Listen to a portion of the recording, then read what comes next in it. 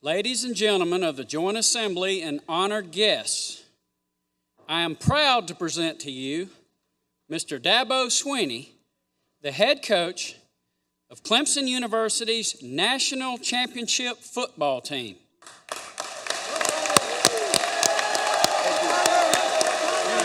Last person that got to speak up here, other than the speaker, was President George W. Bush. Wow. Isn't that something? Wow. Thank you. Thank you. Thank you. Thank you. All right. Thank you. Hey, Rep. Thank you. Thank you so much.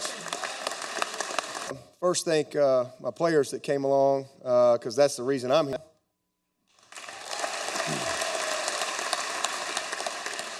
Richard Yergin, and some guy named Hunter Renfro.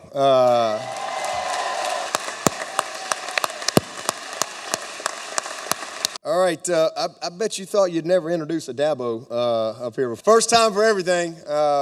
It is truly an honor to be here and to thank you, Mr. Speaker and Mr. President. I appreciate the opportunity to be here. I want to thank the General Assembly. Also, all my fellow South Carolinians. It's great to be here today and to have this opportunity to address you all. I'm very aware of what a privilege this is, that very few people get the opportunity to have this moment and this time.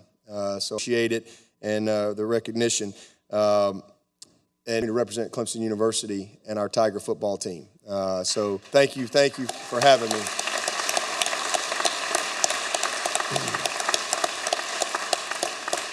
I figured out what I was going to say, and they gave me like 8 to 10 minutes. I can hardly say my name in 8 to 10 minutes. But this was a special year, obviously. And, you know, the credit goes to the players. The game's about the players. And we had a group of young men brought in. We had a very focused team from day one. And we had a team that had tremendous leadership. I've always felt like the best leadership comes from within. And that's what we had on this team. And we've had a lot of recognition.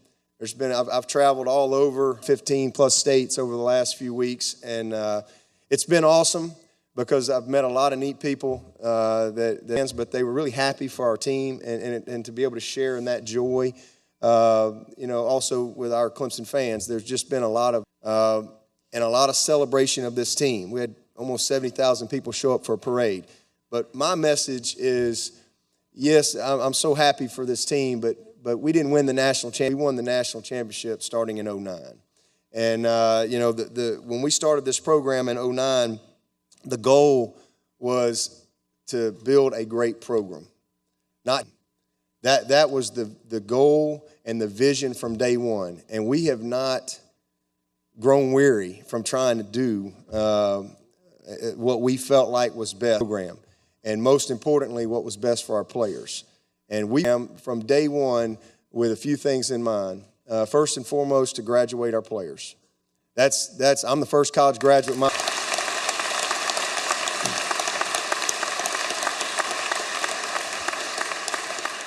And so, obviously they're going to judge me by scoreboard wins and losses, but I'm going to be judged by that. I want to be judged by how we impact the young men that in my charge. So we're going to graduate our players.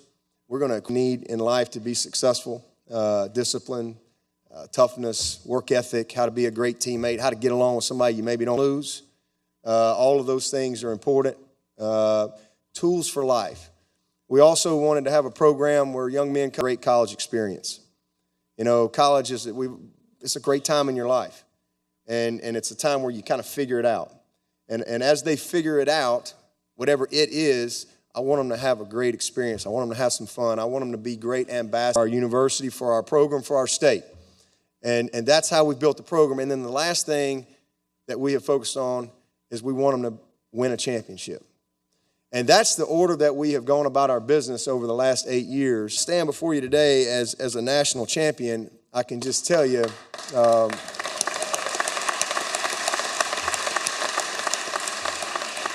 that it all started with the vision and then the philosophy of our program, as these players will tell. Philosophy is to love, serve, and care for our players.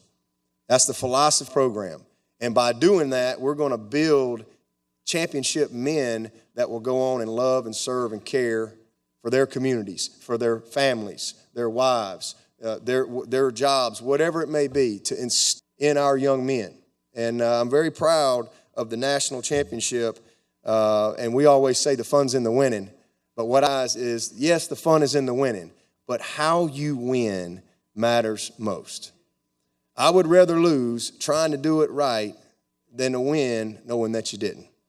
That's a message that they can take with them for the rest of their life as they go and live their lives. To do what's right. That, wrong is wrong even if everybody else is doing it. And right is right even if nobody's doing it. And that's how we've gone about our business. And I can just tell you, so how do you measure that? Okay, well, yeah, you can see a national championship, and that's easy to measure. And that sometimes gets all the shine, if you will. But there is no shine without the grind, all right? And our guys know how to grind. And the proof's in the pudding. And we're the only school in the nation, 128 Division I programs, that has been top 15 in football, but also top 15 academically 5 years in a row. 5 years in a row.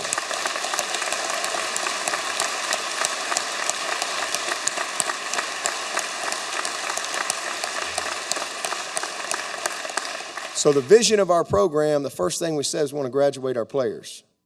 Well, I've had, as of this May, right now I've had 150 seniors, all right, and 144 graduates.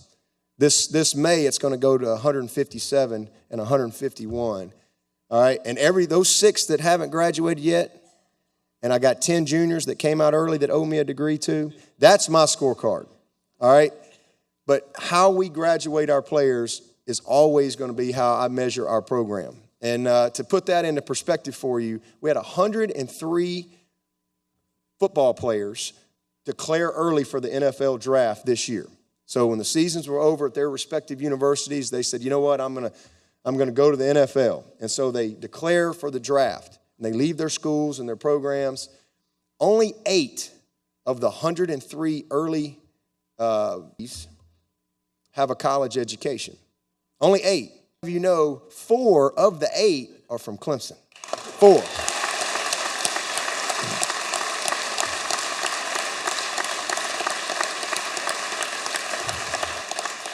So when I tell you that we have built a program, keeping the vision out front all the time and never losing that vision. Marathon in mile 19. Nobody quits in mile 23, 24, 25. Nobody quits mile 1, 2, or 3. They quit at mile 19, lose their vision. And what we have done is we have kept the vision in front the whole way, no matter what. And so, just this year, 48 guys made a 3.0 or better, which is a school record for us in the midst of a national championship run. That's culture. That's focus. That's keeping the main thing the main thing. Yes, we want to win, but it's how you win. It's how you impact your lives. When I tell them, you know what, you can win. But if you're not changing and impacting the young people's lives by how you win, you lose.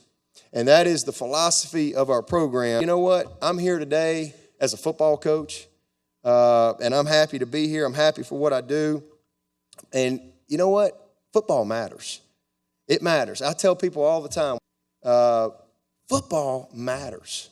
It truly matters. Last great positive influences on young people's lives. They don't get it in their music, their social media. They don't get it in a lot of other areas. But in the game of football, hard work. You got to prepare every day. You got to have discipline. You got to have toughness. You got to put your armor on every day. And you know what? You got to play the next play. It's a game of positive influence. There's great men pouring in to, yes, there's bad in everything. There's bad people that coach. There's bad people that preach. There's bad in everything. But I'm just here to tell you there's more good. All right, and amen. And I have lives changed through the game of football. And so football matters in a big way. So I just thank you all so much for the investment that you make in our our university, not just Clemson, but all the universities. I thank you for the investment you make in our program, because y'all are providing opportunities for young people to get an education that would have never gotten it. They would have never gotten their education if not for this vehicle of football. And the last thing I'll leave you with is football unifies. In a world that's very divided, people together like football. Everybody loves some chips and dip.